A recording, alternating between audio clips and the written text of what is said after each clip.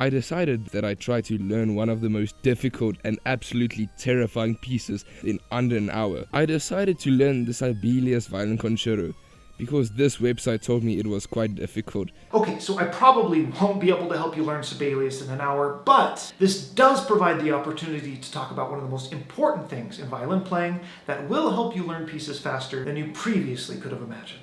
I'm Tobias Murphy, and this is Murphy Music Academy. So I've actually been meaning to make a video on this particular topic for a while, but couldn't quite find the right angle, but thankfully my friend and occasional student Rubs provided the perfect opportunity with his latest video. And this thing that will revolutionize the speed at which you learn pieces is hand shapes. You see, one of the biggest mistakes that nearly all violin students make is not viewing all four fingers as a single unit.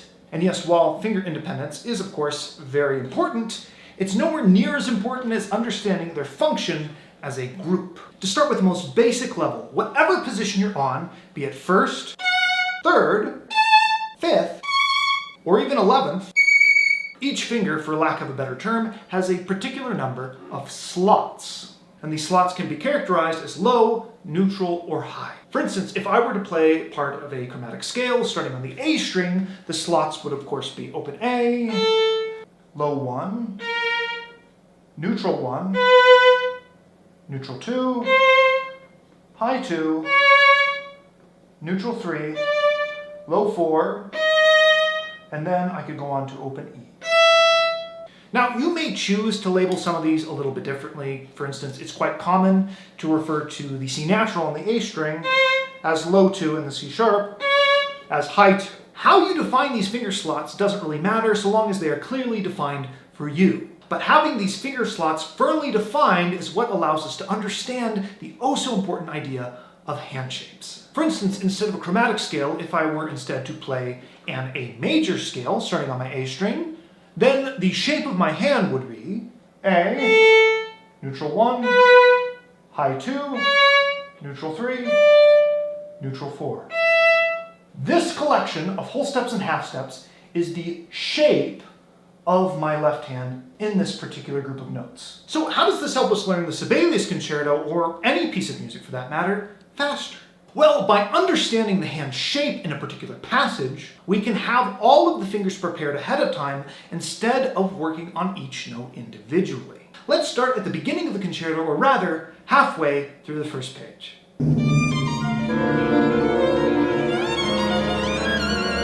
Within all of these scales are numerous hand shapes. First, let's identify the note groupings that will make up the individual hand shapes. And we're going to define a singular hand shape as having the half and whole step relationships between the fingers being completely unchanged, even if string crossings are involved, which we will find a lot in this passage. So here is how I highlight various hand shape groupings. Feel free to pause the video for a closer look. If you're ready, let's go through them.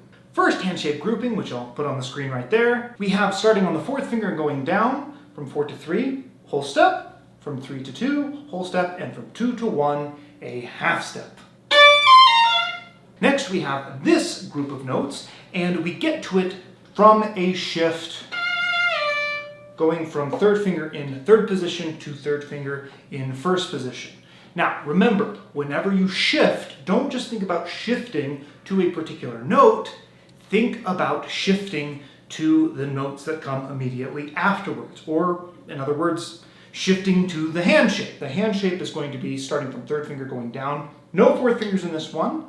3 to 2 is a whole step, and 2 to 1 is another whole step. For the next hand shape, we are going to shift again into third position from first finger to first finger, and remember, we're not just shifting into a particular note, we're shifting into a hand shape, and that hand shape in this case, starting from the first finger going up, is 1 to 2, half step, 2 to 3, whole step. And once again, there's no fourth finger. Finally, we have our last hand position and our last shift, going from third position to sixth position. And the hand shape starting from first finger going up is 1 to 2, is a whole step, 2 to 3 is a half step, and 3 to 4 is another whole step. So whole step, half step, whole step.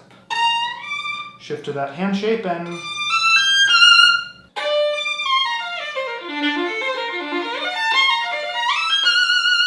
It may not be perfect the first time I go through it, but I'm going to be able to get through the bulk of it a lot faster. Even with something like this passage,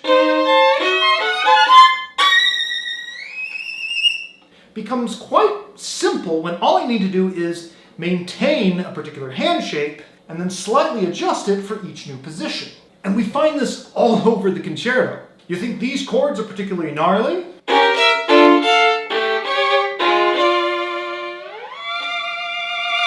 Well, if we have good memory recall for the various hand shapes involved, then that becomes a lot easier. And what about this passage in melodic sixths?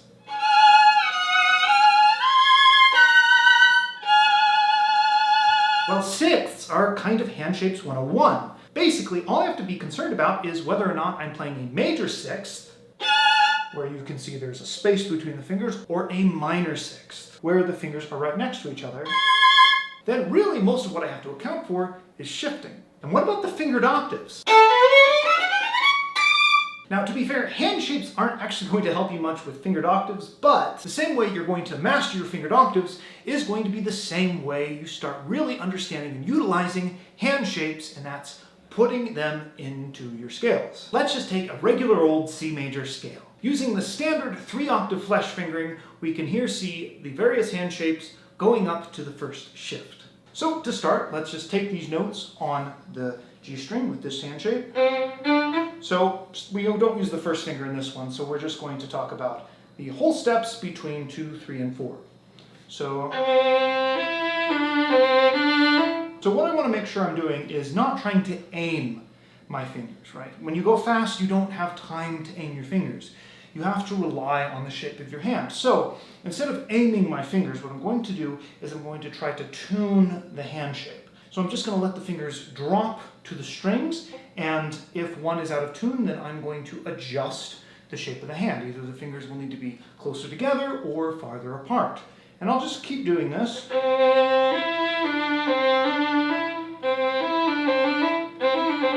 until I am satisfied with it, at least for today's practice. Moving on to the D string. We have whole steps between all 4 fingers. Once again, I'm going to try to tune that hand shape to where I can just drop the fingers and have them be where I want. Moving on to the A string, we really only have 2 notes before the shift. Don't really need to spend a lot of time tuning just 2 notes, but we can focus on when I do the first shift, how do I shift into that hand shape in 4th position? So I'm first going to just start practicing here in 4th position.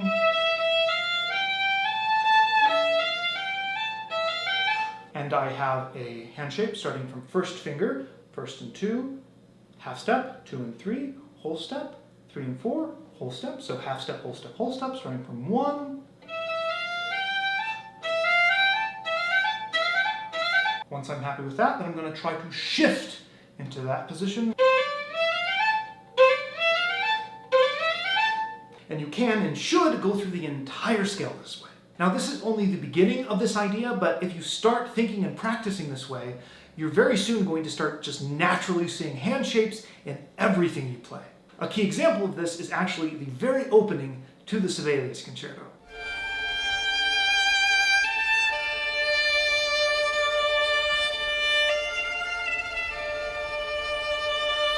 So, of course, we start in 4th position on our 3rd finger. Now I have to go to 3rd position.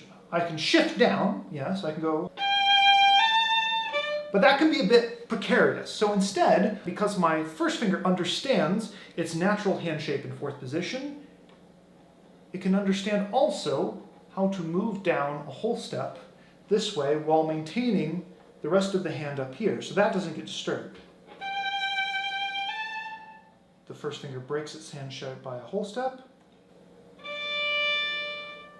and then the rest of the hand joins it once that first finger is played.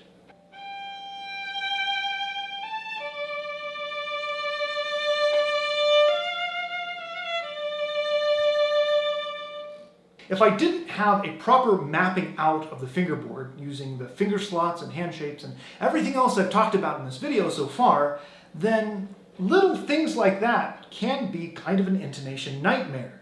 But if you already have the fingerboard mapped out in this way, then it really becomes quite simple to play stuff like that in tune. So while understanding the importance of hand shapes won't make you necessarily learn the Sibelius in an hour, it will help you learn it far faster than you ever could have thought possible. I'm Tobiah Murphy for Murphy Music Academy, always here to remind you there is no pleasure in mediocrity. Happy practicing, and I'll see you next time.